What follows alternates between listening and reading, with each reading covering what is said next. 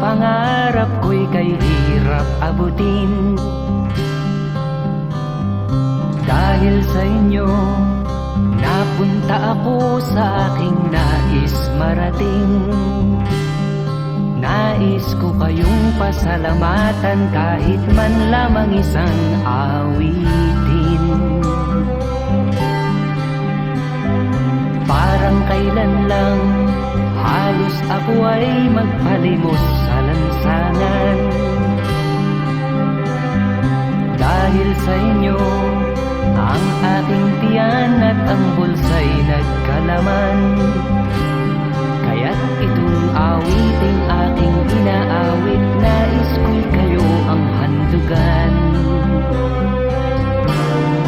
Tatanda at lilipas rin ako, ngunit mayroong awiting iiwanan sa inyong alaala. Dahil minsan tayo'y nagkasama.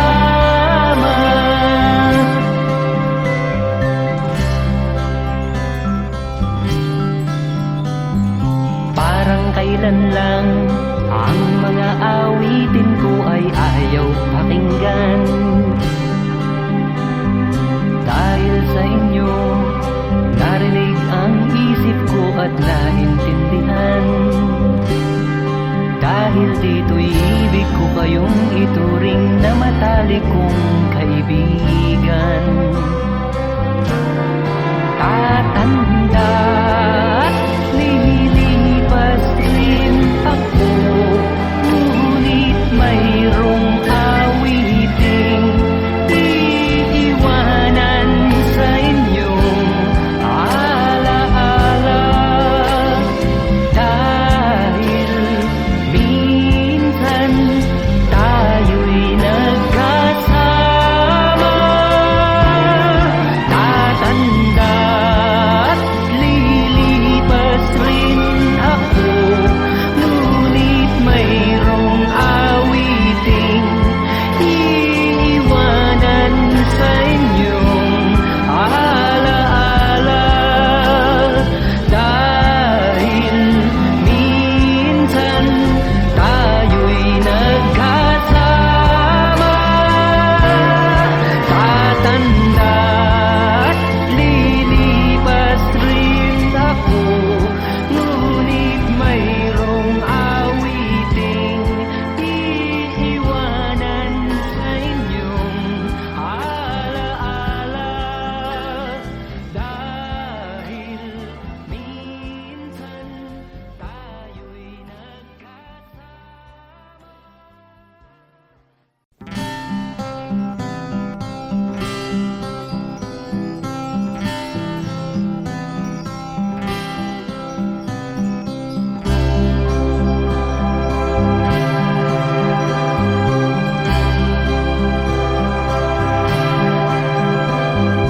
Parang kailan lang ang mga pangarap ko'y kay hirap abutin. Dahil sa inyo, napunta ako sa aking nais marating. Nais ko kayong pasalamatan kahit man lamang isang awitin. Parang kailan lang halos ako ay magpalimos sa lansangan. Dahil sa inyo, ang aking tiyan at ang bulsa'y nagkalaman. Kaya't itong awiting aking inaawit, nais ko'y kayo ang handugan. Tatanda at lilipas rin ako, ngunit mayroong awiting iiwanan sa inyong alaala.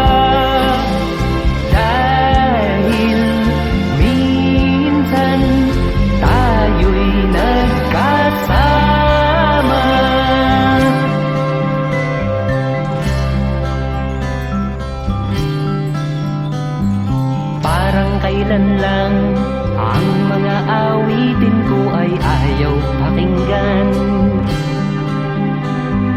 Dahil sa inyo, narinig ang isip ko at naintindihan. Dahil dito'y ibig ko kayong ituring na matalik kong kaibigan. Tatanda at lilipas din ako, ngunit mayroong awiting iiwanan sa inyong alaala. Dahil minsan tayo'y nagkasama.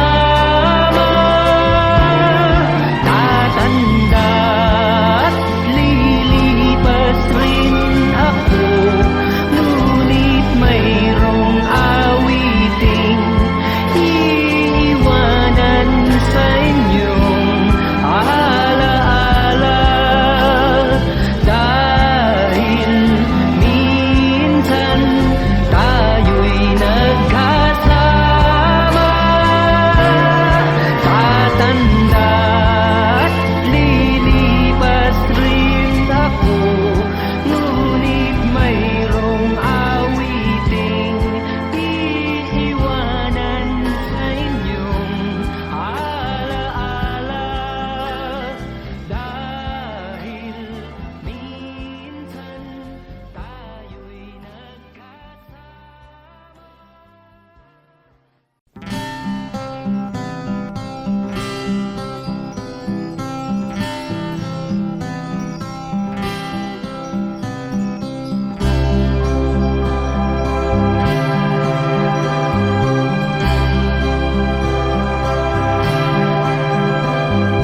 Parang kailan lang ang mga pangarap ko'y kay hirap abutin.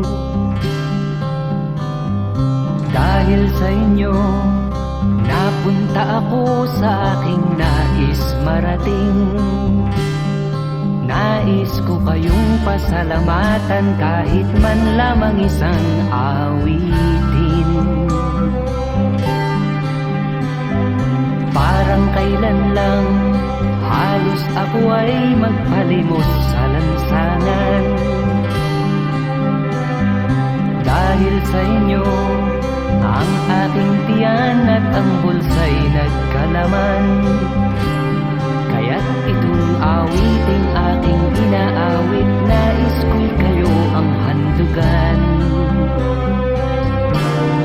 Tatanda at lilipas rin ako, ngunit mayroong awiting iiwanan sa inyong alaala. Dahil minsan tayo'y nagkasama.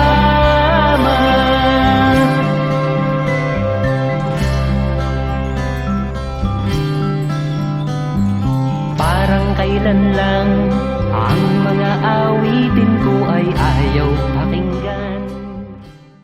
Ayan, ano na, introduce nyo lang po si Tito, anong friend na pahal sa Tito Per? Nandiyan na po ang ating special guest. Pagpasok po, dito po natin sila na masigabong, bulon. Bulon ako, masigabong palapa. Nandiyan na po, salamat po naman.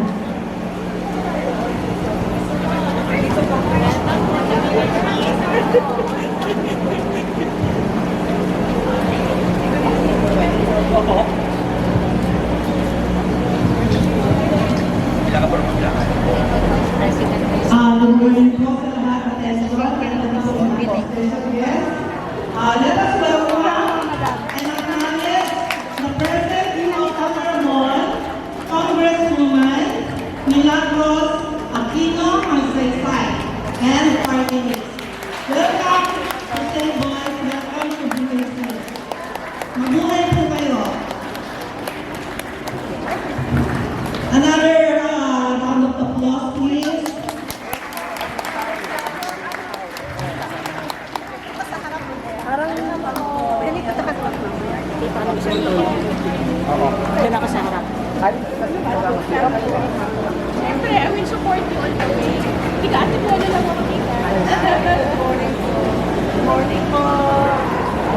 Welcome po.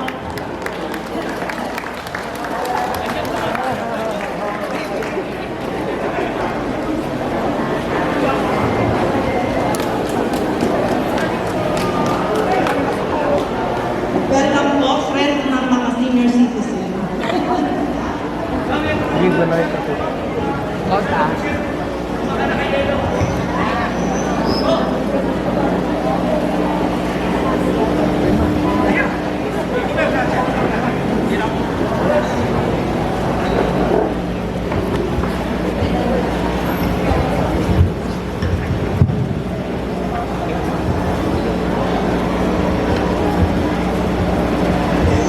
Hintayin lang po natin makasettle po ang ating special guest and party.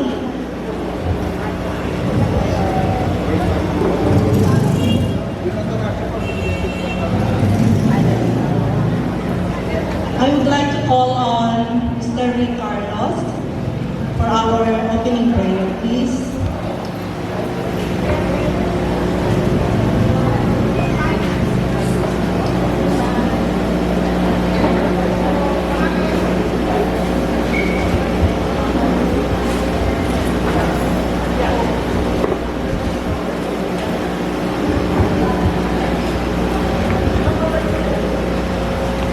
In a moment of silence, let us prepare ourselves to come before the Lord.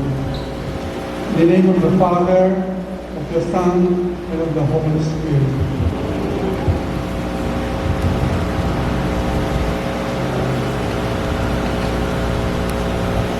Father God, we thank you for all you have given us and the many blessings in our lives, especially for enabling all of us to be present at this momentous gathering. We come to you today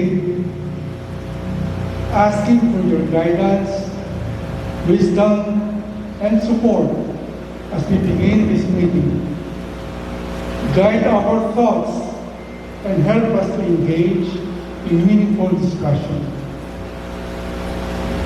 We all know that this approved bill dedicated to senior citizens will be beneficial to all of us. It is indeed critical for us to know our rights and privileges.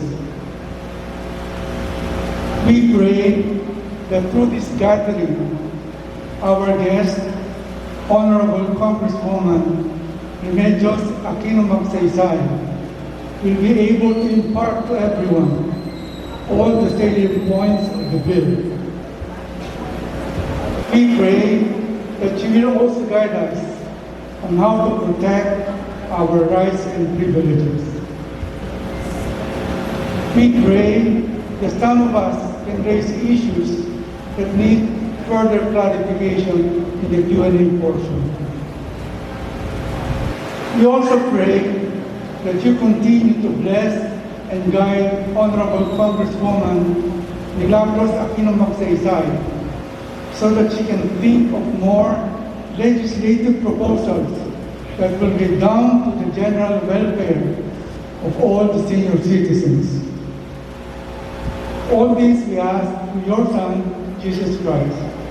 Glory be to the Father, to the Son, to the Holy Spirit, as is the beginning, is now, ever shall be, world without end. Amen. Please remain standing, and I would like to call on our Vice President.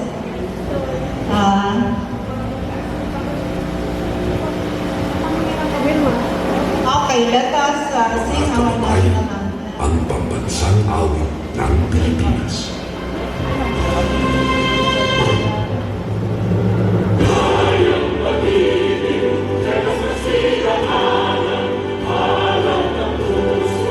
Sa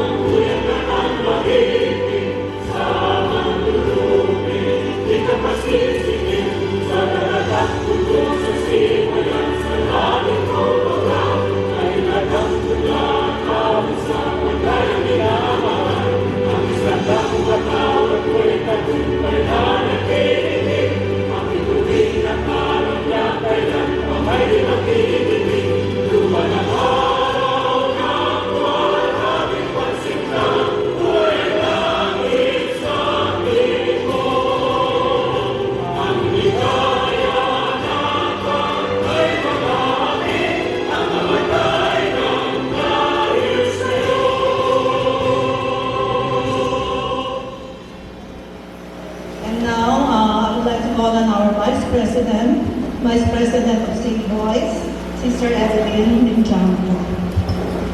You may sit down, please.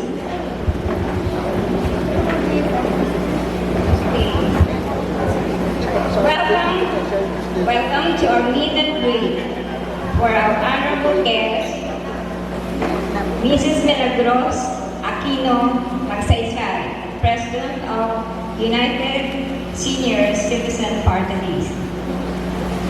This is just a small introduction for all our guests today. Konti lang naman ito para lang makilala niyo yung mga guests namin ngayon sa event na ito. First of all, I have the honor to welcome Honorable Congressman Milagros Aquino Magsaysay. Unfortunately, our Mayor Ellen Nieto and Admin Kit Nieto cannot be here today because of some important reasons. But i-share ko po sa inyo ang sinabi ni Admin sa amin na pumunta kami sa kanyang office. Sabi niya, "Say boys, do your best to welcome Congresswoman Magsaysay. Because, sabi niya, it is a very precious moment with her." Diba? Tayo talaga. Sabi niya, naintindihan ni Congresswoman yun na this is our moment with her. Okay? And now, wala pa po si TV. Hindi pa dumating. So, let us welcome our APOSCA President, Mr. Carlos Atanasio.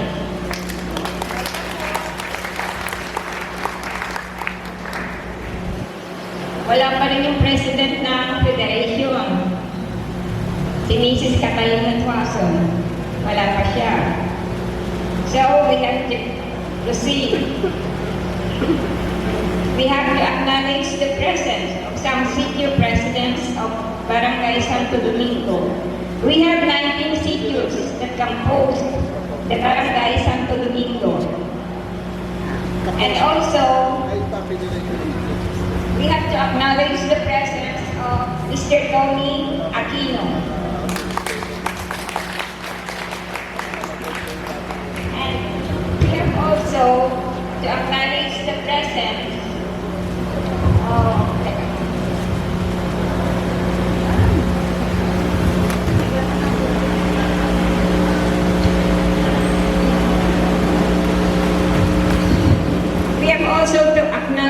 presence of United Senior Citizens Welfare Association of the Philippines, headed by Mr. Noel Gutierrez. Please stand up, please.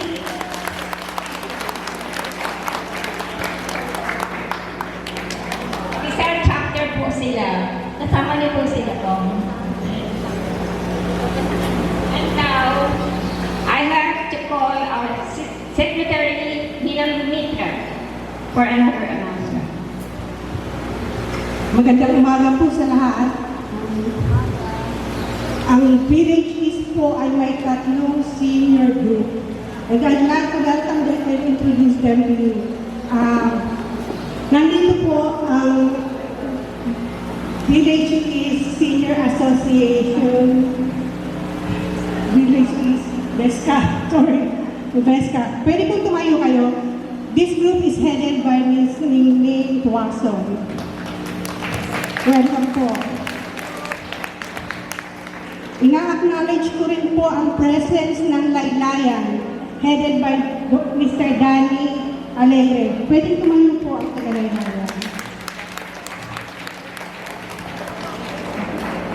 Madam, I would like to introduce to you the Save Boys Executive Committee. Tumayo po ang Executive Committee members.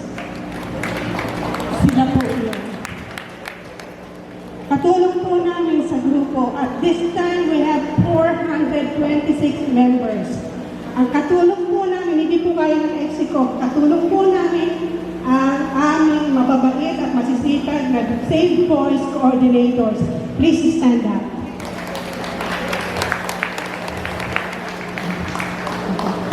Thank you very much. So at this time, I would like to call on Mr. Burr Millones to introduce our honorable guest.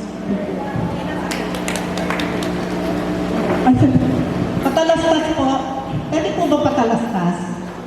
Calling the owner of car with plate number MTM 8714. Meron pong lalabas, nakatulog po, paki-ano lang po. Salamat. Okay na? Mr. President.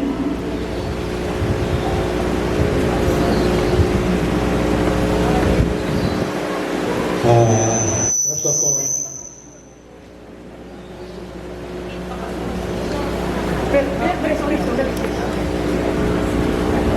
Sorry po, pagkakamali ko.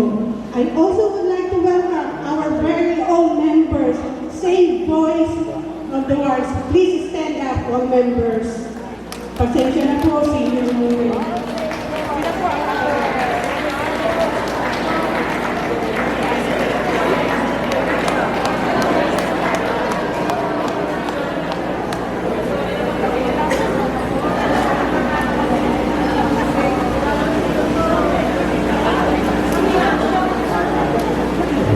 our guest, John Atanasio, Apostle President, our guest of honor to be introduced later, Senior President of Barangay Santo Domingo, Federation President and PESCA President, Manning Tuaso. I'd like also to welcome Mr. Tony Aquino, mga fellow senior citizen. Before I introduce our guest of honor, gusto ko lang po sana ito pong ating event ngayon, inorganize po ng aking nakasama ng mga Save Boys. Kundi po dahil sa kanila ay pagkain. Hindi ko natin ma-celebrate o ma-indulge ng ating pagtitipon ngayon. Kaya binabati ko ang ating mga Save Boys members sa ating event ngayon.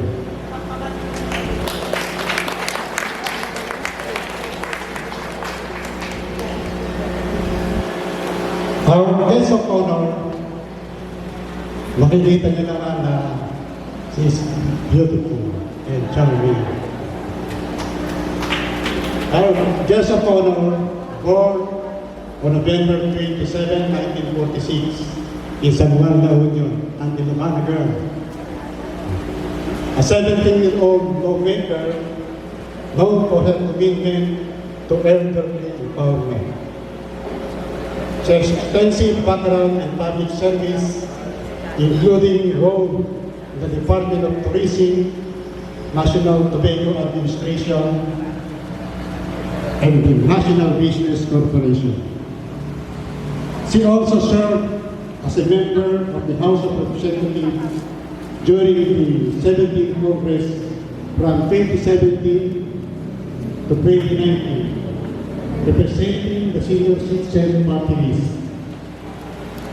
She is instrumental in founding the Committee on Senior Citizens in the House of Representatives. Previous business experience as chairperson and president of various companies. Currently served as the senior citizen party list representative and founding chairman of the United Senior Citizen Coalition ng Pilipinas Incorporated. She advises and is involved with numerous senior citizens and women's organizations.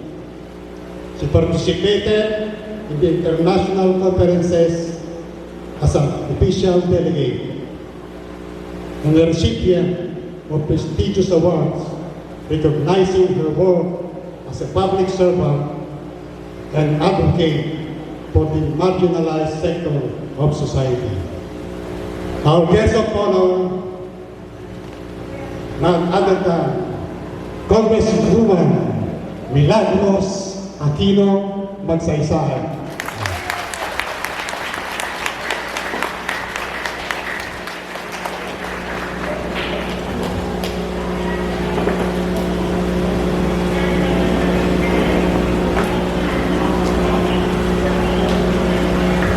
Thank you, Mr. President, for the wonderful introduction. Magandang buhay sa ating lahat. Maraming salamat sa pagkumbida sa akin ngayong araw na ito para magkita-kita po tayo ng personal.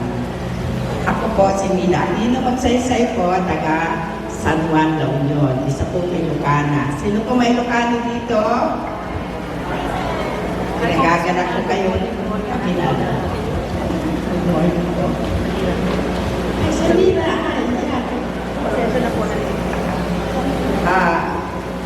Ang asawa ko po, taga Zambales. Pamangkin ng dating Presidente Ramon Magsaysay. 10 po ang aking anak.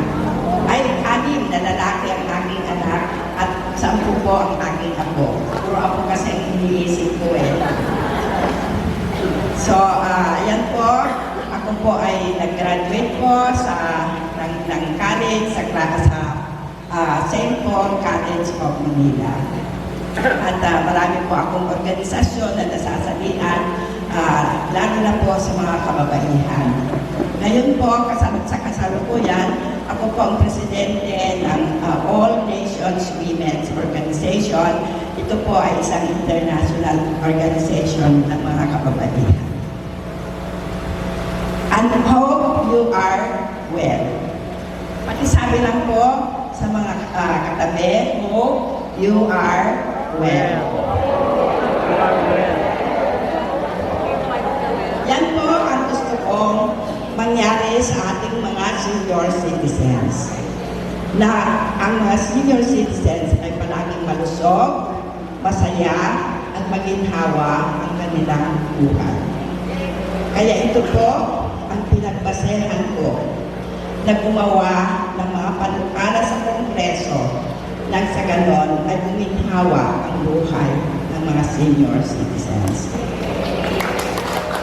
Kung pwede lang po, ay lahat po gusto kong ibigay sa inyo. Kaya sisikapin ko po, napakadami po tayo ng mga pribilehiyo at benepisyo habang ako po ay nasa Kongreso. Ang ibig sabihin po ng hope you are well. H is for health, O is for opportunities, P is for protection, and P is for empowerment. U is for universal social pension. R is for recreation, W is for wellness, E is for enjoyment, and LL is for long life. Ito po ibinase lahat ng aking panukala sa Kongreso. Kagaya po ng health, letter H, health. Nagpanukala po ako na magkaroon tayo ng sariling hospital, yung Philippine Geriatric Center. At ito po, ikinagagalak ko, sabihin sa inyo na aprobado na po sa Kongreso at nasa Senado na po. Kasi gusto ko po ay magkaroon tayo ng sariling hospital na ang para sa atin lamang na nakatatanda para maalagaan tayo, magamot tayo ng mabuti. Hindi po tayo may halo-halo. At ito po kasama po ang lahat ng government hospital. Meron pong geriatric ward. Para po ang ating mga senior citizen ay hindi may halo-halo at meron silang sariling kalalagyan kung sila po ay hospital. Kasi dito po, hindi natin nararamdaman yan. Pero sa mga probinsya po, ay kuminsan nag-aantay ang mga senior citizen na ma-admit sa hospital dahil punong-puno na po yung hospital. So, kung meron na po tayong sariling kalalagyan, hindi na po tayo mag-aantay. At yung kaiba po, nag-aantay din ng CT scan, nag-aantay ng dialysis, nag-aantay po ng mga kung ano pong mga treatment na kailangan. So kung meron na po tayong sariling hospital, hindi na po tayo mag-aantay. At ito po ang aking panaginip, yung magkaroon tayo ng world-class geriatric hospital. Sa lahat po ng pasilidad, lahat po ng medical equipments ay nandoon po at ito po ay libre para sa atin. Ngayon po, isa pa po sa health ay yung dementia. Alam po ninyo ang dementia, sakit po ito, hindi po yung ulyanin. At ito po ay kulang po tayo sa impormasyon. Kaya pinanukala ko po ito para sa ganon ay magamot ang dementia. At yung mga nag-aalaga naman ng mga may sakit na dementia ay well-informed para alam po nila alagaan ang mga may dementia. Ito po kung maagapan ay gagaling pa po. Kasi kung hindi po makakuha ng gamot ang isang may dementia, ay mahuhulog po ito sa Alzheimer. Kaya, pinanukalan ko po ito. Para sa ganon, ang ating mga kapatid na may dementia ay may pag-asa pa pong magamot. Marami po akong batas na nakasaad dito sa Hope You Are Well na kung isa-isahin ko po ay magkagabi lang tayo, hindi pa tayo makauwi. So, iaano ko na lang po yung mga magagandang kagaya po na yung sa opportunities. Ito po ay yung opportunities. Ay yung ano po, yung protection. Kasi gusto ko po ang mga senior citizen ay marespeto. Ayaw na ayaw ko po ng mga senior citizen ay maabuso o masigawan o masaktan. Kaya po pag ako po'y nakakadinig na may mga inaabusong senior citizen, talaga pong pinupuntahan ko sila. Isa po, magbibigay ako ng example. Doon po sa Balara, narinig ko po merong sinasaktan ng anak na nanay. So, hinanap ko po, nasa liblib na lugar, hinanap ko po, at salamat naman na tagpuan ko. So, sabi ko sa anak, kung di mo na nila maalagaan ang iyong ida, kukunin ko na at ilalagay ko na sa home for the aged. So, umiyak naman yung anak at sabi niya, hindi po, kung minsan lang po kasi makulit ang aking nanay, kaya po nasasaktan ko. Maski makulit ang iyong ina, huwag na huwag kong sasaktan kasi wala ka dito kung hindi sa iyong ina. So, nangako naman po na hindi na niya sasaktan at sabi ko pababantayan ko. At salamat naman, mga 6 months na po siya, 6 months na ngayon, wala pa naman akong balita na sinasaktan niya na ng nanay. So, isa pa po, merong isang anak, doon po sa Valenzuela, inakawan na ng bahay ang kanyang nanay, pinalayas pa. So sabi ko, may nagsumbong sa akin, so puntahan natin. So pinuntahan namin sa Valenzuela at nakita ko yung nanay, malaboy-laboy. So sabi ko, magdemanda tayo. Sabi ko, so in short, nabawi ng nanay yung bahay at ngayon yung anak ang nakikiusap na magtitira. Isa pa po, last na po, meron pong matanda sa Batangas. Nadapa, pumutok yung noo, tinahi. Tapos scan, okay naman siya. Pero sabi ng hospital, magpalipas ka ng gabi para maobserbahan. So nagpalipas ang gabi yung matanda at kinabukasan, lalabas na. Ang laking gulat po niya, nung makita niya yung bill niya, 200,000. So, na problema na yung matanda. Sabi niya, ha? Saan ako kukuha ng bayad na yan? Eh, sa ward lang naman siya natulog, ventilador lang, hindi naman siya naka-aircon.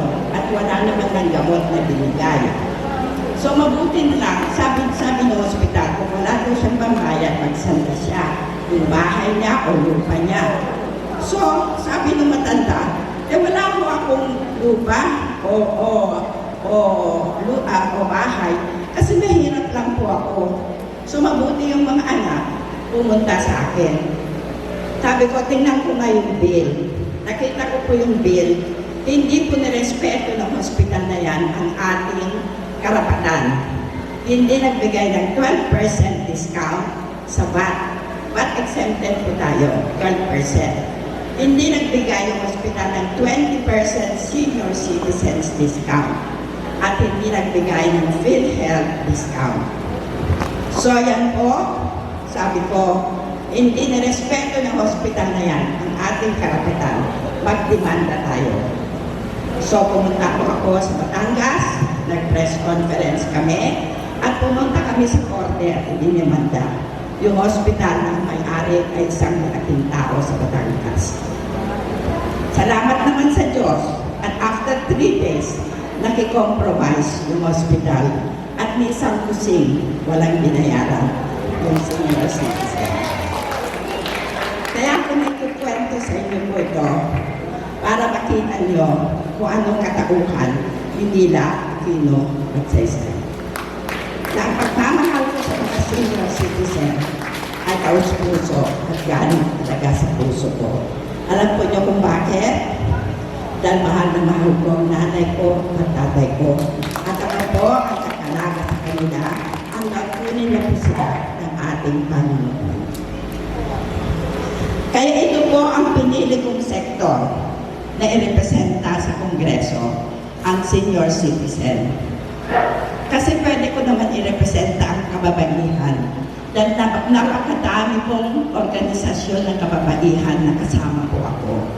Pero ito po ang pinili ko para makatulong akong mabuti sa mga senior citizen. Meron po tayong 1%, di ba, na pondo ng senior citizen. Kahati pa natin ang mga PWD. So ngayon po, naghain ako ng batas na magkaroon ng 5% appropriation for senior citizen. Pero, ang naaprubahan lang po sa Committee on Senior Citizen ay 3% po kasama po ang PWD.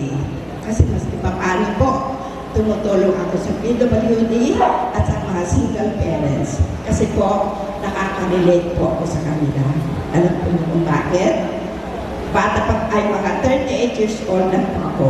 Yung aking asawa ay 40 years old, yung ma-aneurysm. Na-operahan ko sa brain at siya po ay talagang binagro na nabuhay. Kasi sinabi ko sa Diyos, sabi ko, hindi mo siya pwedeng kunin. Kasi ang anak ko, 1 month old lang. Yung youngest ko, 1 month old lang. Yung eldest ko ay 12 years old. Sunod-sunod yung 6 na lalaki. Hindi mo siya pwedeng kunin dahil hindi pa siya kilala ng ating mga anak. Lalo-lalo na yung bunso ko na 1 month old at saka yung pangalawa na 1 year old. So, pinagbigyan naman ako ng ating Panginoon at tayo dininig at siya'y nabuhay. Sabi ko, maski alagaan ko habang buhay, basta makita siya ng ating mga anak. At napakabait ng Diyos, binigyan ko tayo ng bonus. Hindi lang po anak niya ang mga nakita niyang lumaki, kundi pati mga apo. Nakita ko niya lahat.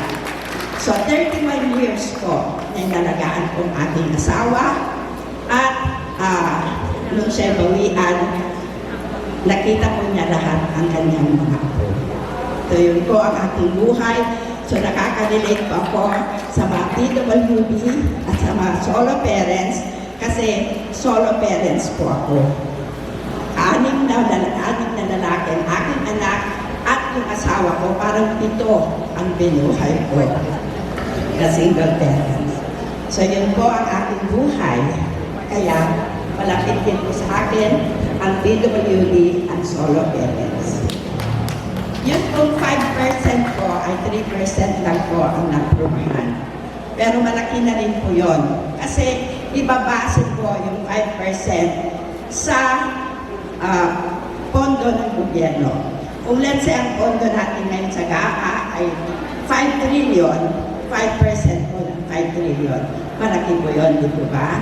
Para sa mga senior citizen. At ito po ay kasama ang gamot, pag-hospital at pagpalibing. Kasi yung 1% ngayon po, ang project lang po ay pag may meeting o kung ano-ano pa po. Ito ay talaga po magsisilbi sa pangangailangan ng mga senior citizens. Isa pa po na napaka-importante, dito po hindi nyo nararamdaman siguro dahil napakabait ang ating mayor dito, si Mayor Nieto, di ba ba? Yes, pero sa mga ibang lugar, barangay captains pa ang umaapi sa ating mga senior citizens. So naghain ako ng batas na magkaroon ng boses ang mga senior citizens sa lahat ng konseho, barangay, municipal, city at provincial para madinig ang boses ng mga senior citizen at masabi kung anong pangangailangan at problema ng mga senior citizen. At kung magkaroon tayo ng representative sa barangay, hindi na po tayo aapiin ng barangay captain mismo. Marami po akong natatanggap na reklamo tungkol dyan. So, napaka-importante po na magkaroon tayo ng boses sa ating mga barangay at municipal. Kasi po, pag na-aprobahan po itong ating appropriation na 3% at magkaroon na po tayo ng boses sa konseho, ay dito na po pupunta, hahawak ng ating budget sa pangangailangan ng senior citizen. At ito po ay parang SK. Alam mo dito yung SK, yung kabataan, sangguniang kabataan. Ito po ay sangguniang nakatatanda. Na tuwing election po ng barangay, kasama na po tayo. At ang boboto din po sa atin ay mga senior citizens din. Kagaya po ng kabataan, mga kabataan na bumoboto, tayo naman po ay mga senior citizen. Gusto ko ba ninyo yun? Okay po. So, yung U is for Universal Social Pension. Ibig pong sabihin nito ay lahat na tayo na senior citizen, 60 and above, mayaman man, mahirap man, may pension man, lahat ay magkakaroon na po ng buwanang pension.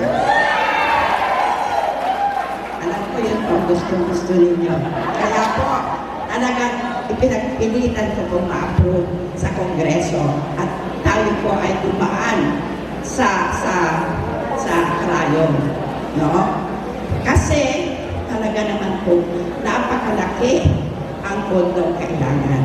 So, talagang hindi ko tinigilan ang ating mahal na speaker, Martin Romualdez. Araw-araw pupunta ko doon, anong kailangan ko tita? Yung Universal Social Pension. Siguro nakulitan na, inorderan na niya ang approve na hanapan naman ninyo ng pondo. Itong pinapakiusap ni Tita Mina. So, ayun po, nakihagol po ako sa approve. At ang kaya lang po ng approve ay bibigyan tayo ng 500 muna. So, kinausap ko lang ng presidente ng associations, na national associations, at ang sabi naman nila ay okay lang na 500 basta lahat mabigyan ng pension. So, ngayon po, hybrid yung Universal Social Pension natin.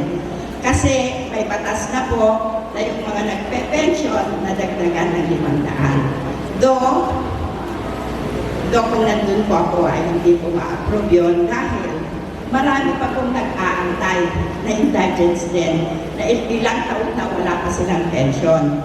So, ang sabi ko, kung nandiyan na, kaya kinabahan po ako nung na-approve yung batas na yan.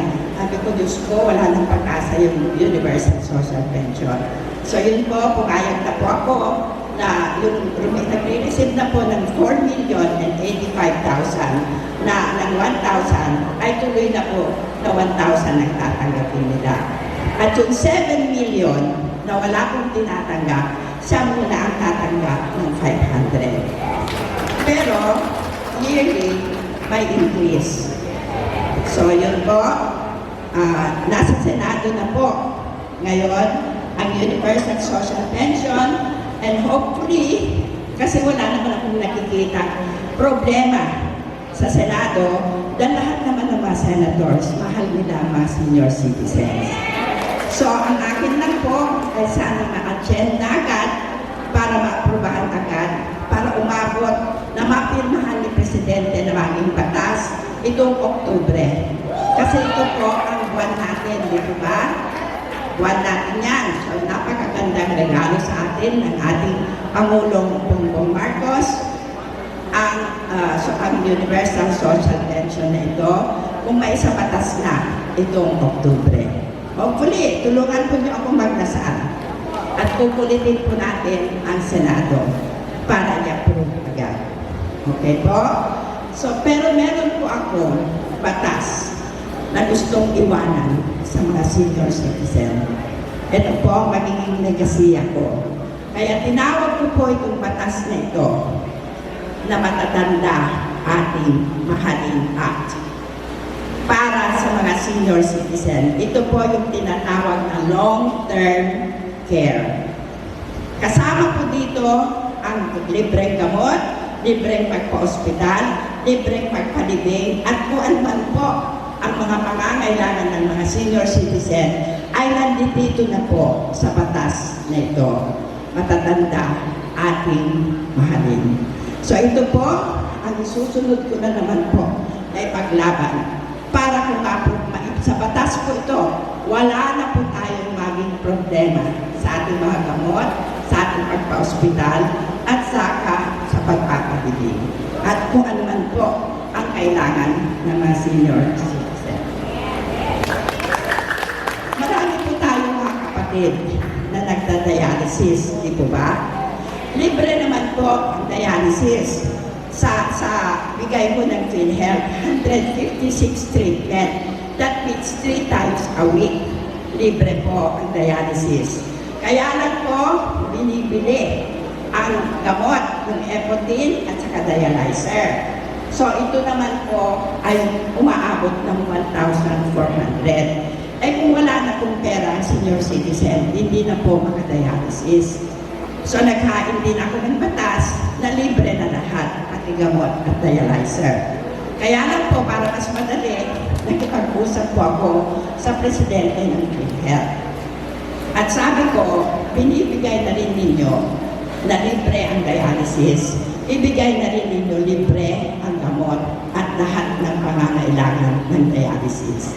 So, nakapasa na po yata sa board, baka po next month, libre na po lahat, pati gamot, ang dialysis. Yan po, ay yung ano po, enjoyment, yung validity po ng passport.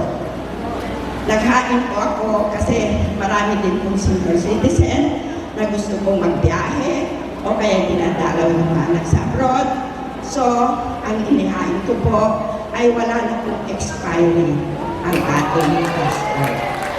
Lifetime na po ang validity. Yun po.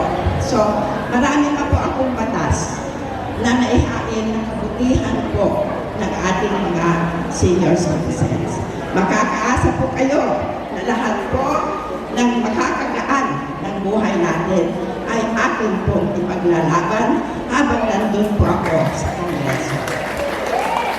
Ito po ang inyong kapatid ay meron po akong direct na may tutulong sa mga tao, sa mga senior citizen. Kasi inilagay ko po lahat ang aking pondo sa medical assistance and financial assistance. Kasi sabi ko, hindi ko trabaho ang gumawa ng kalsada. Hindi ko trabaho ang andyan yung public works and highways, di ko ba?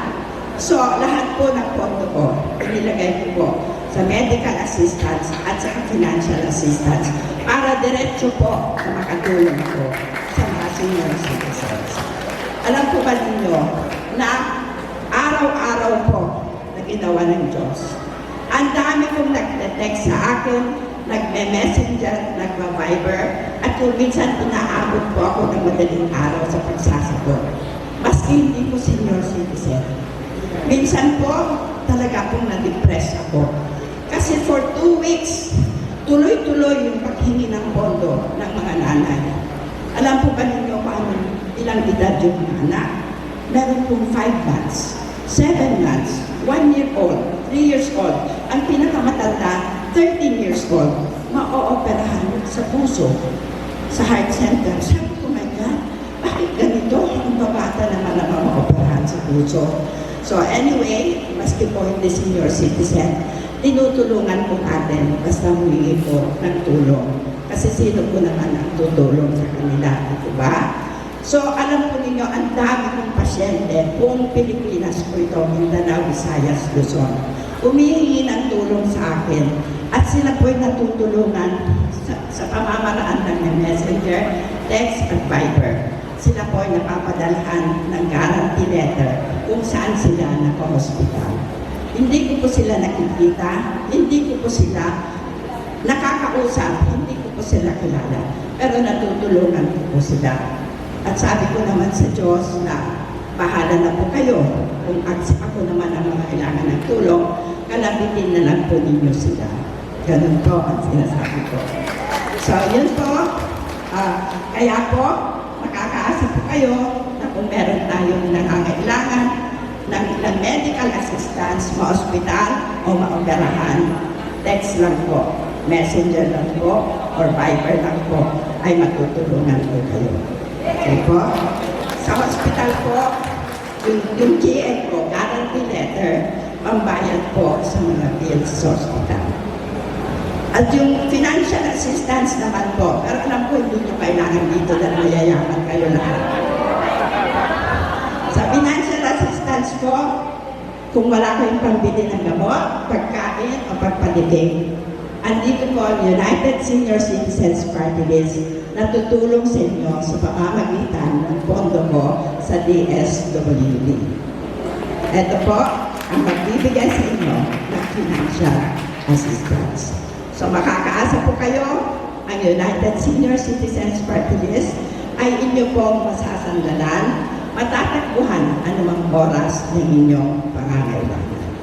So ako po ang iyong kapatid, si Mila Aquino Magsaysay, na habang nandun ako sa Kongreso, habang humihinga po ako, iniaalay ko ang buhay ko sa mga senior citizens na makipaglaban sa kanilang karapatan, kapakanan, pribilegyo at benepisyo. Maraming salamat po. God bless us all. I love you all. Aslan po, matatanda, aking mahal.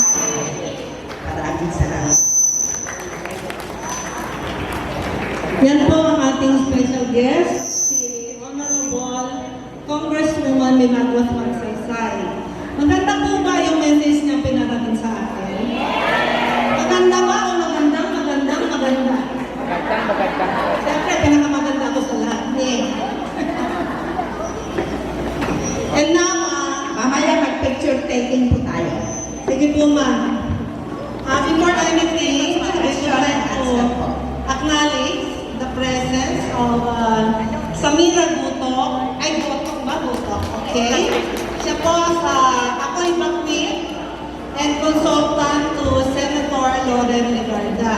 Yes. Ganon din po ang ating pinakamamahal na punong barangay na mapagmahal po sa amin yan, hindi po kami inaapil. Lahat po na kailangan namin binibigay niya. Janice Pagsagon po yan. Ganon din po si Mayra Aquino. Siya po naman ang committee chair tayo. Baka magkamag-anak po tayo. Yes. Chairman ng committee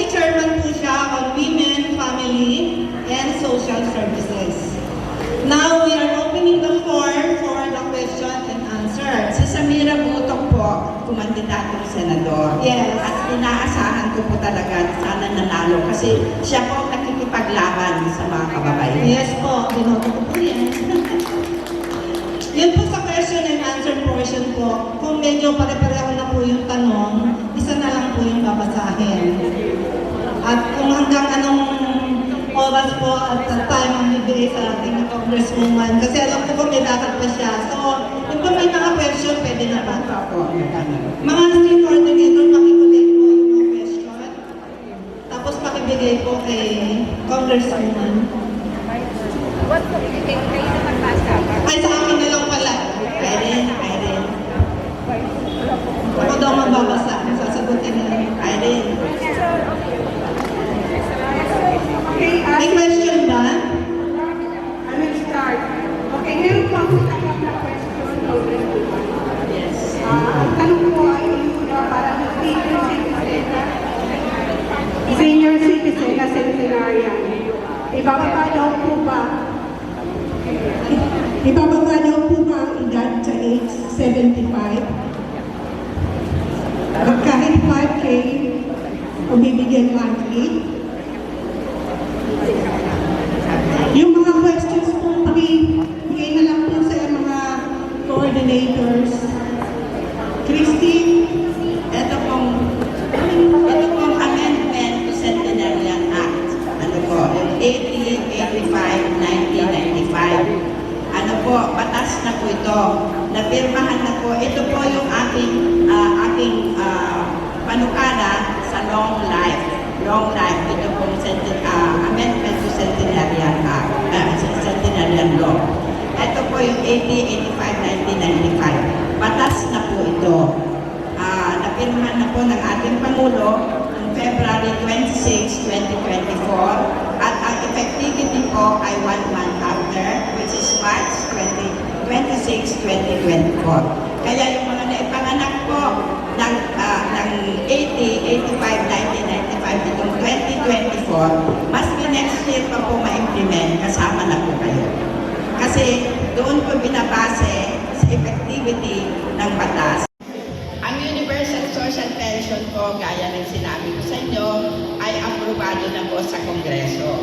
At kung nandiyan lang po kayo, nakita po ninyo kung gaano kasaya ang mga senior citizen ng araw na yan. Punong-puno po ang plenaryo. At sa pag nasa loob po kayo ang plenaryo ng Kongreso, hindi po kayo pwedeng mag-ingay o papalagpak. Pero noong araw po na yon, May 22, 2024, ay pinayagan lahat ng mga ng Kongreso ang brinake lahat ang protocol. At makita sana ninyo yung saya ng mga senior citizen nung iproklama na Universal Social Pension is approved by Congress. Naku po, nagtayuan sila, nagpalakpakan, nagsigawan. Punong-puno po yung plenaryo, kaya alam ko na ito ang gusto ng mga senior citizen. So, nasa Senado na po ang bola. So, ipagdasal po natin, naprobahan agad ng Senado para mapirmahan na po ng ating Presidente. At hindi naman po tayo kailangan mag-antay ng matagal dahil may pondo na po ito. so kailangan po talaga makapag-fill up sila ng Universal Pension Fund. Yes po, kailangan po na ma-register lahat ng senior citizen. Kaya kayo po, please lang po, ibaba po ninyo sa mga barangay na magparehistro po. Maski sa OSCA lang po, magparehistro. Para maibilan sila na senior citizen, para pag namigay na po ng Universal Social Pension, ay maisama lahat ng mga senior citizen. Okay, thank you po, malinaw yun. Doon naman po sa pag-hingi sa inyo ng lalayo daw ako, doon na lang ako sa entrance. Yun daw po sa pag-text sa inyo, sa Viber Messenger, ano daw po ang account number nyo, ma'am? Yung hahanapin nila po. Ang messenger po ay Mila Aquino Magsaysay. At ang Viber po naman ay yung number ko po, 0916-682-9781. Pero meron din po akong in-charge ng mga dito, si Irene. Kunin din po ninyo yung number niya. Irene, halika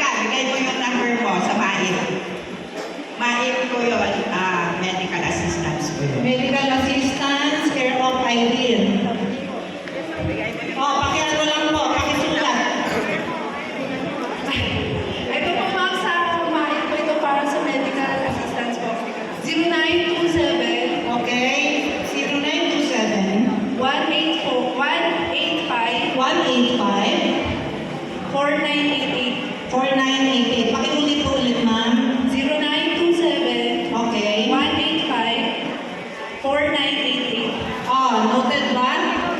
Noted na? Okay. Another question po, ma'am. Yes. Sige, Miss Dina. Madam, ito po ang question. How to live with those who pass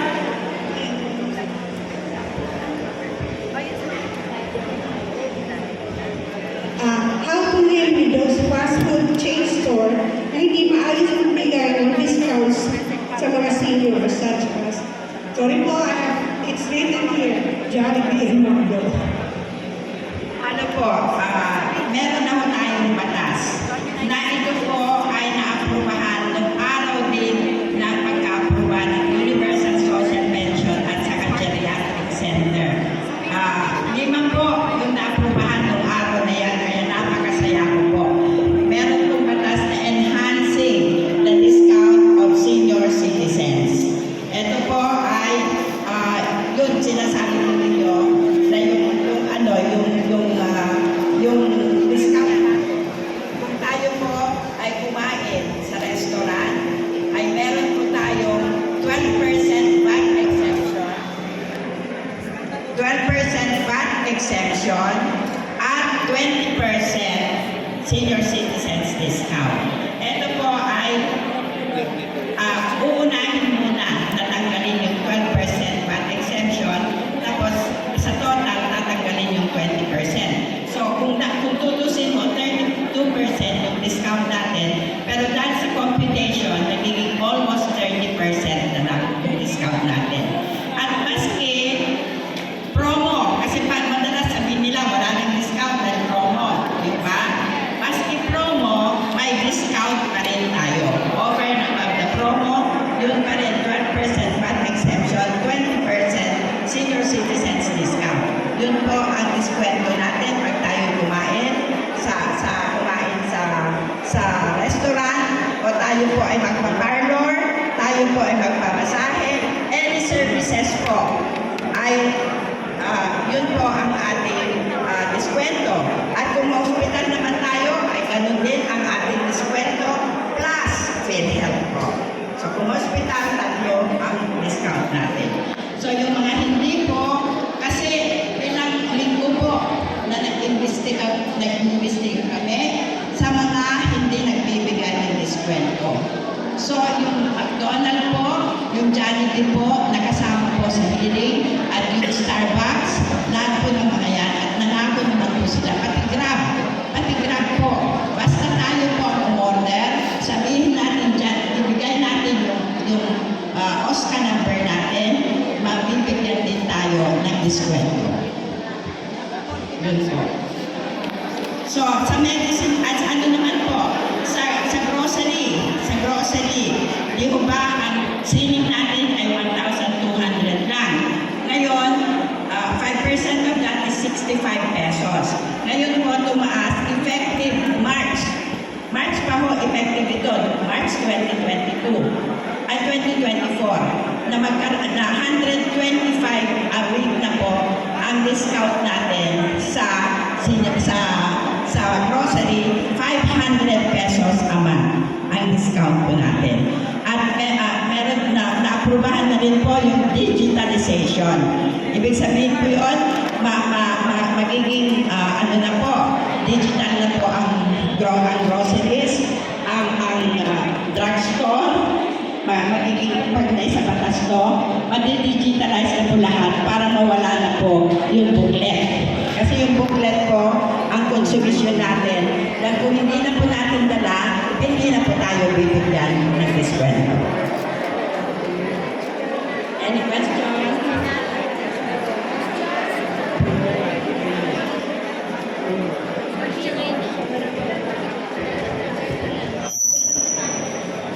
Malapit na po tayo mag-cut kasi marami naman pong activity. Pagbibigyan ko lang po itong isa na sa Pasig daw po, ma'am, hindi lang daw niya alam kung totoo, pero may natatanggap daw po yung 80 years old na 10,000. Bakit po daw ba sa kainta wala pa? Baka po sa iba, baka po binibigay ng mayor nila. So depende po sa Yes, LGU. depende po sa LGU. Meron po nagbibigay na mayors, meron po nagbibigay na governors. Pero yung batas po natin ay nasa ano pa po, yung diskwento, ay ano ba yun, yung 10, Pag 80 years old po. ginagawa, batas na po ito, ginagawa na lang po ng IRR. Pag natapos po yung IRR, mag-i-implement na po ito. Okay. So malinaw po yun, ma'am. Depende po sa lugar, sa LGU, sa mga namumuno. So hopefully, pagpirayin po natin na magkaroon din dito sa Cainta. Siguro in the near future. Explain ko sa iyo ang karapatan ng mga senior citizen. So, kung sino po ang mga may Facebook, i-follow po ninyo ang page natin, United Senior Citizens Party List by Congresswoman Mila Aquino Magsaysay, at makikita po ninyo doon ang mga kaganapan, ma-update po kayo kung ano na nangyayari para sa mga senior citizen. Please lang po, i-like ninyo, i-share, i-follow at i-share. Maraming salamat. Mila, thank you very much, ma'am. Just to add, ma'am, Yes. yung discount, ma'am, tulong lang po sa diskusyon kasi, syempre, attorney, mga volunteers tayo ng mga legal, bawat bayan, sana po organisado tayo, tatlo ang federasyon natin. If we can represent sa may barangay, may voice na kayo, huwag niyong hintayin ng batas. Pinakita po ng mga ilang syudad na sila ay tumindig na watchdog, bantay. Nagsusulat, nag-i-email, nagbibigay komunikasyon sa mayor, barangay kapitan, congressman, gobernador. Huwag natin hintayin na wala tayong pulis. Wala tayong pupulis para sa atin, di ba, Ma'am Kong? So, ang ginawa ng mga ibang asosasyon, diretsyo nakikipag-engage. Wala pang alokasyon, diretsyo hinihingi kay congressman. Tingnan nyo, trabaho ng congressman ng bawat bayan. Si Ma'am Mila na ang nagtrabaho. Mabuhay, Ma'am Mila. Yan. Second point, ma'am. Iba ang PWD na benepisyo, iba ang senior citizen na ID. Dalawang ID yan. PWD ID, senior citizen ID. Dalawang ID, dalawang claim nyo. Huwag isahan. Hindi po yun pareho. You can claim for two. Attorney Makalintang, Congresswoman Ma'am Mila, sinabi sa radyo. So yan po ang ilan, mga attorney, legal volunteers po kami, tumutulong kay Ma'am Mila. Mabuhay tayo. Mag-picture muna tayo bago ang taking. Okay? Pag-seal po lang po tayo, makukuha tayo lahat. Doon sa stage kayo kumuha ng picture. 1, 2, 3. Matatanda ating mahalin. Mabuhay kayo.